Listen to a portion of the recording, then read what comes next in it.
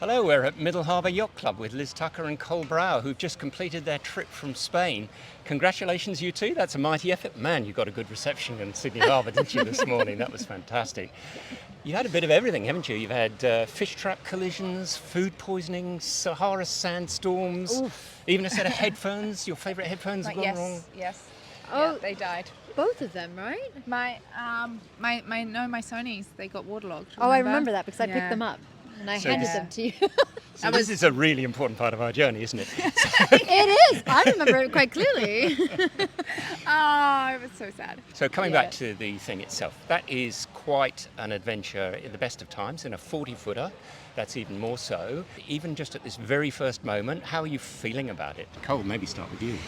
I'm feeling great. I got an Aperol Spritz. I've got a burger in my belly. And I think it's interesting because a year ago I was finishing my race and I feel like this is actually quite nice because I can step back a little bit and actually view what it was like to finish my race. Because when I finished, I just didn't take the moment. It all happened really fast and now I feel like I can actually truly appreciate it. So one chapter closing, another one opening. Liz, for you, how are you feeling at the moment? Well, I'm definitely in that it's sort of surreal and everything's, just trying to take it in. But I think I'm probably feeling how Cole was when she finished her race. Bit tired and just... It's sort of like watching things happen and being pulled every way, but amazing and and like you said, what a reception! Like everybody coming out, it was incredible. Every boat I looked at was somebody else that I knew, and it was just so lovely to see everybody out there. Just fantastic. It's a great boat, but the two of you add some real personality to it. Cole, you sort of set the example, and I think Liz is a very good disciple there following on. We were talking earlier this morning about the importance of actually sort of socialising offshore sailing for people who have never been out to sea, may not even have sailed. Liz, for you, Cole, you experienced a lot of that and you added a lot to a lot of people's lives. What about for you, Liz? How's that sort of played out with all the fandom that's been following you two? I think part of it is a little bit mad, but what I really like is showing sailing to people who wouldn't otherwise see sailing, certainly sail racing. People think of sailing of sort of the cruising around piece, and obviously racing is really quite different. It's very intense, and we show that a little bit, not too much, because I think it can be fun. And that's the thing, is that you don't have to be absolutely exhausted and completely miserable damp, skin happens. peeling. It does happen, and definitely if you look at the videos of me coming into Hobart and Cole, but definitely me, I think you fared better on those interviews. I looked atrocious. I basically was falling asleep on the dock. I'm just used to it. It's okay. I'm just used to it. I think when you go for 4 days with very little sleep, that tends to show. Yes. But the fun side is still to be had. There's still a lot of time to have fun. And sailing, we all love.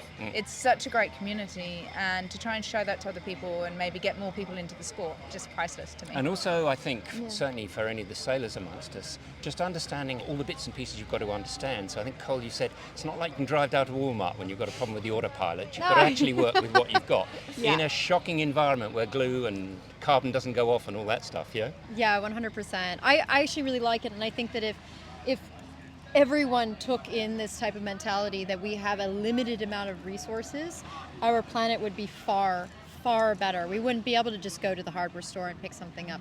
We have to make what we have. That runs out, okay, we have something else, we have to be able to rely on it.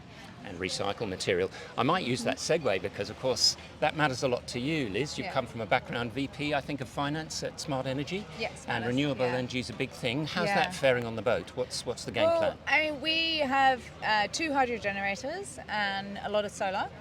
And generally the boat can run on those most of the time as long as the sun is shining. In the Southern Ocean it's a lot harder because of the lack of, or the thickness of the clouds, let's say, not the lack of the sun. And the you've got sun's still solar there. all over the top of the cabin. Solar's all over the top. Does really, really well when the sun is blaring.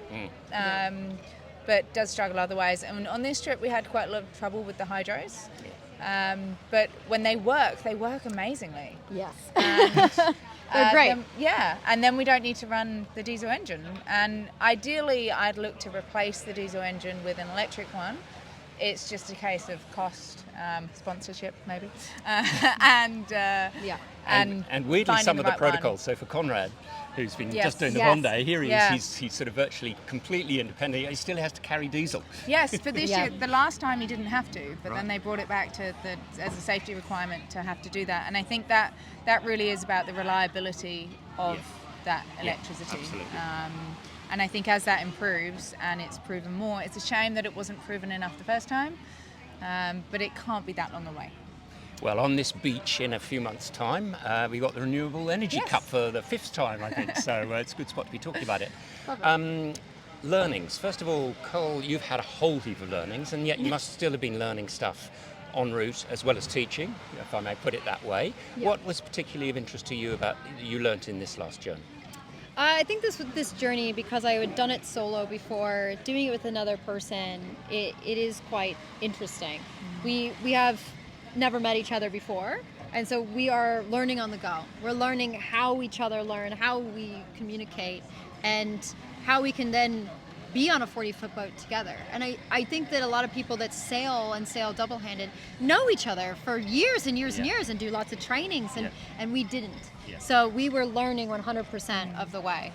And you're also learning a bit about yourself. I think you said you had a discussion beforehand about how you were going to resolve arguments. How did that fare? Well, we didn't ever have to use our safe word. Oh, right, a safe word. We had a safe word for if we needed to, when we were just before we'd have a big argument. So if we felt the heat rising of a safe word, and neither of us used the safe word. So that's pretty good. I mean, in 74 days, I think that's pretty good. I think we were okay. I think we handled it very maturely. I think we had one blowout, which I think if we didn't have blowout, that would be weird, and we probably wouldn't be talking right now. Yeah, exactly. I think we got it out of the way about halfway through, which was respectable. And it's also inherently solo or two-hand. It is about that resilience. I think one of the Vendée guys who finished said, most of your preparation for resilience is actually done before you've left. Yeah. You've done everything you can reasonably do. You set yourself up. I take it there's a bit of that in it, is it? Yeah, it's all preparation when it comes down to it. It sounds like a cop-out, but it's 100% true. If you have the right team and the right people, and you come together as a good team, and that's what we were, is a team, then everything else falls into place. And it doesn't matter what type of difficulty that we come across. If we have each other, everything else is easy. Let's talk about the boat. It's an Owen Clark 40, 2008 or something, been through a few hands. But it is set up exceptionally well. The things I love about the boat is like the sea deck everywhere makes it like there's just foam. So it's a really soft. In all the right places. It's so soft. Yeah. It was set up for Cole. So it's set up for the right height, right strength and everything else, and maybe that makes it quirky. But definitely the foam, I think, is something that people step on and they're like, oh, this is really comfortable. And we had a lot of comments about us being barefoot on the boat. But it's really negative. There's some negative. Put some shoes on. It's really set up for barefoot. Like that's the idea, is that you can be really comfortable on it. There's very little to stub your toe on.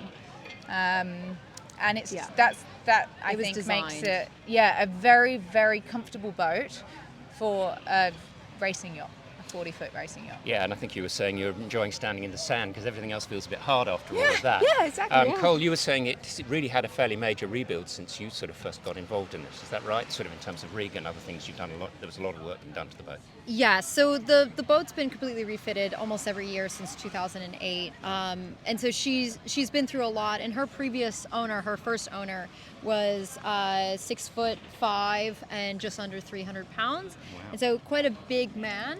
And he did a lot of muscling around everything. And when I came to work for him, I realized that just wasn't going to work for me. And so I tried to figure out different ways to make the boat amicable for smaller people, because the people that I was going to hire to deliver the boat with me were going to look like me.